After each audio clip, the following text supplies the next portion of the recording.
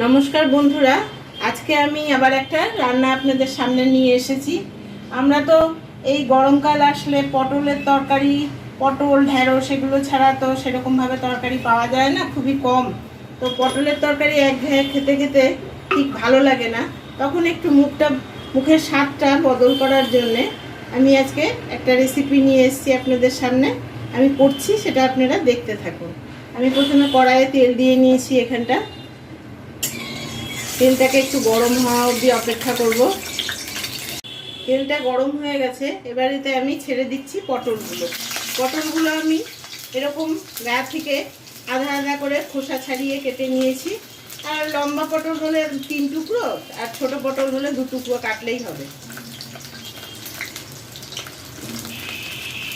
পটলগুলো আমি ছেড়ে দিয়েছি তেলের মধ্যে। আমি প্রথমে পটলটাকে ভেজে নেব ভালো করে। আমি এতে কিন্তু নুন বা হলুদ কোনো কিছু অ্যাড করবো না, এমনি ভেজে নেব পটল। আমি কিন্তু পটলগুলো এরকম ঢাকা দিয়ে ভেজে নিয়েছি, তাহলে তাড়াতাড়ি হবে ভাজাটা। গ্যাসের ফ্লেমটা আমার তখন বাড়ানোই ছিল ভাজা হওয়া অবধি। লাস্টের দিকে আমি মিডিয়াম ফ্লেম করে দিয়েছিলাম। তো দেখো তোমরা সবাই, পটলটা সুন্দর করে ভাজা হয়ে গেছে। এবার পটলটা আমি উঠিয়ে রাখবো। পটল ভাজলে কিন্তু এই একটা খুবই বাজে লাগে, কড়াইটা খুব বাজেভাবেই পুড়ে যায়, কিন্তু করার কিছু উপায় নেই, ভাজতে একটু পুড়বেই। তো আমি পটল ভাজার পরে অল্প তেল ছিল, তার মধ্যে আরেকটু তেল অ্যাড করেছি, সেই জন্য তেলটা একটু গরম হতে দিয়েছিলাম। এবার এতে দিয়ে দিচ্ছি এলাচ আর দারচিনি ফোড়ন।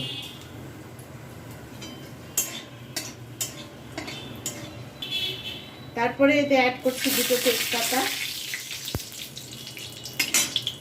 এবার গ্যাসের ফ্লেমটা একটুখানি কমিয়ে নিলাম, কারণ ফোড়নটা যে দেবো আমি সাদা জিরে, গোটা সাদা জিরে ফোড়ন, সেটা না হলে পুড়ে উঠবে। ফোড়নটা আমি দিয়ে দিলাম, দিয়ে একটু নাড়াচাড়া করেই আলুগুলো আমি ছেড়ে দিচ্ছি। আলুটাকেও আমি একটু কড়া করে ভেজে নেব। আমি এখানে নুন বা হলুদ অ্যাড করছি না, তোমরা ইচ্ছা করলে একটু নুন বা হলুদ দিয়েও আলুটাকে ভাজতে পারো, কিন্তু আমি সেটা করলাম না। পরে মশলার সাথে আমি যা করার করবো। আলুটা ভাজা হতে হতে আমি এখানে একটা মশলা তৈরি করে নিচ্ছি।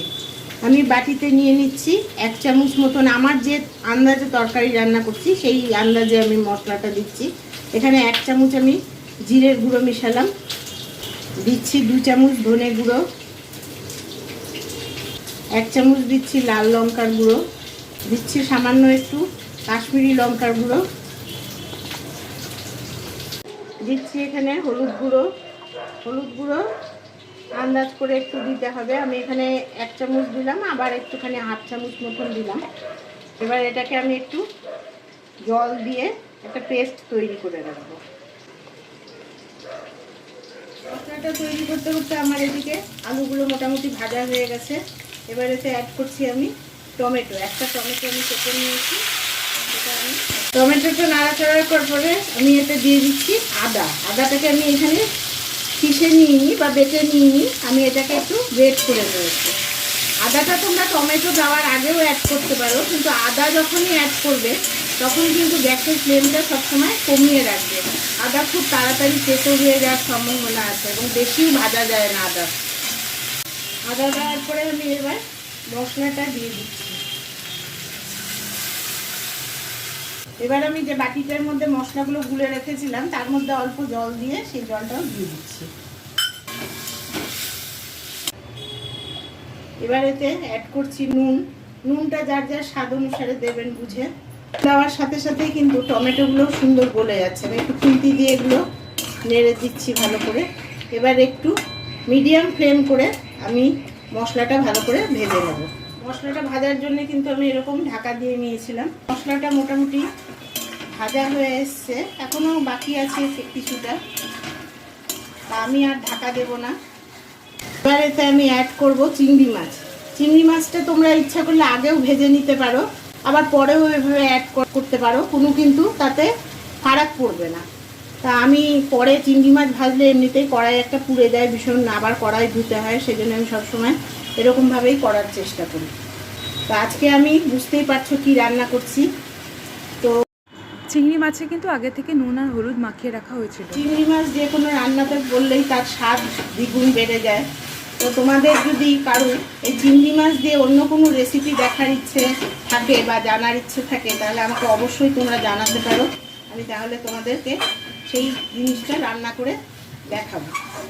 বা এই শুধু পটল দিয়ে যদি আলাদা কোনো রান্না তোমরা দেখতে চাও, পটল বা পটল আলু দিয়ে, তাহলে সেটাও কিন্তু আমি তোমাদেরকে করে দেখাতে পারি। শুধু তোমরা একটু আমাকে জানাবে, যে আমার জানার অপেক্ষা, তারপরেই আমি তোমাদেরকে সেটা রান্না করে দেখাবো। এবার এতে অ্যাড করছি আমি একটু চিনি।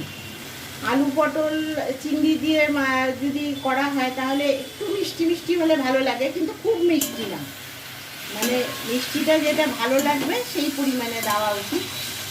তা আমি সেই মতনই দিলাম মিষ্টিটা। পটলগুলো যে ভেজে রেখে দিয়েছিলাম এটা আমি অ্যাড করে দিচ্ছি, দিয়ে আবার ভালো করে নেড়ে নেব। আমার কিন্তু মশলা ভাজা হয়ে গেছে, দেখতে পাচ্ছ নিচে লেগে লেগে যাচ্ছে। এতে অ্যাড করছি এবার জল। আমি সবসময় রান্নাতে কিন্তু গরম জল ব্যবহার করা পছন্দ করি। ঝোলটা যার যার প্রয়োজন অনুযায়ী দেবে। ঝোল তোমরা যতটুকু রাখতে চাও, গা মাখা মাখা করতে চাও, না একটু গ্রেভি মতন রাখতে চাও, কি একটু পাতলা ঝোল রাখতে চাও, সেই বুঝে জলটা অ্যাড করবে। হাই ফ্লেমেই কিন্তু আমার থাকবে রান্নাটা। এটা আমি ঢাকা দিয়ে নিচ্ছি। এবার আমি ঢাকনাটা তুলে দিচ্ছি। আমি 3 মিনিট মতন ঢাকা দিয়ে রেখে দিয়েছিলাম।